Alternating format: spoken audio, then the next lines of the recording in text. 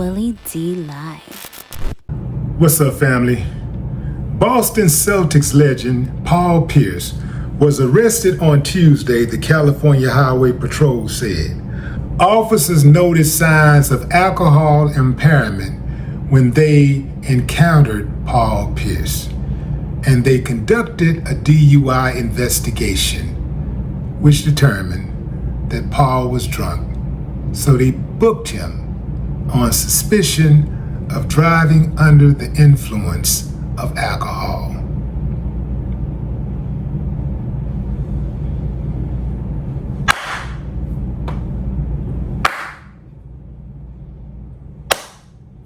I ain't got no problem with that, and here's why. These dudes out here on the streets, drinking and driving, are killing people, fam. I've lost three relatives to drunk drivers. 3 relatives to drunk drivers. And I'm pretty sure almost everybody out there have lost at least one relative. If you haven't, you know somebody who has. This drinking and driving is bad business. We got the holidays coming up. So I want to forewarn you that you got to be careful out there, family. You got to be careful. People are drinking and driving. They're already tripping. People are angry at everything right now. Everybody want to shoot. Everybody want to kill. And I'm surprised the police didn't shoot Paul. They probably ran his place and realized he was somebody, because they will kill you for nothing. Yeah, you can't, apparently now you can't just sleep it off, And that's another thing, fam. They've been penalizing people who try to sleep it off. Now, obviously, Paul he didn't purposely try to fall asleep in the middle of the highway and sleep it off. But there have been cases where people fall asleep in the parking lot of restaurants. They fall asleep on the side of the road. They realize, hey man, I can't go no further, let me pull over. And then they get penalized for that.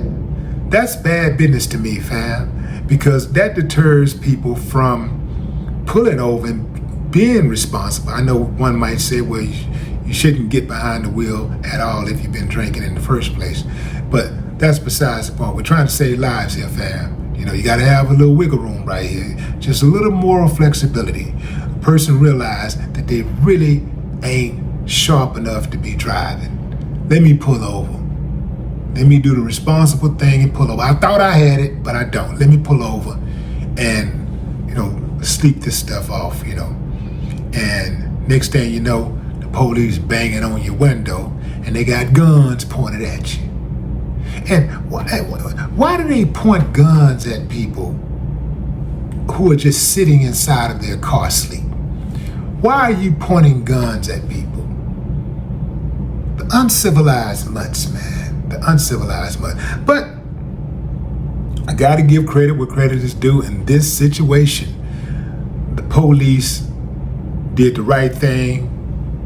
I'm grateful that they were there because they probably saved somebody's life.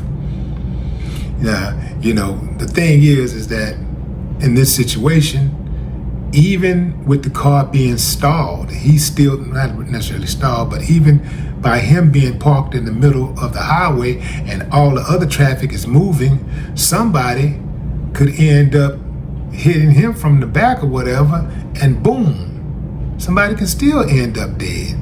A drunk has no business behind the wheel of a vehicle. Those vehicles look nice, and he was in a Range Rover. Really nice truck. Had one myself. Bad on maintenance, but that's a different story. Nice to look at, but they are dangerous. You can turn a vehicle into a weapon just like that.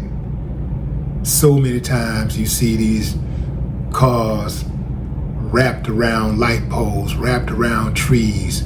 Sometimes the crashes are so violent that the vehicles become entangled, or the engine is pushed all the way into the front seat. So Safety first, fam. Have a good time. Enjoy your holidays. Have a good time. But safety first. There's never been a good time to operate a vehicle while intoxicated. But these days, especially, with the advent of Uber and Lyft, there ain't no excuse for someone to be on the road intoxicated. Zero. Well, what say you, fam? Drop a comment. I'd love to hear your thoughts. No more talk.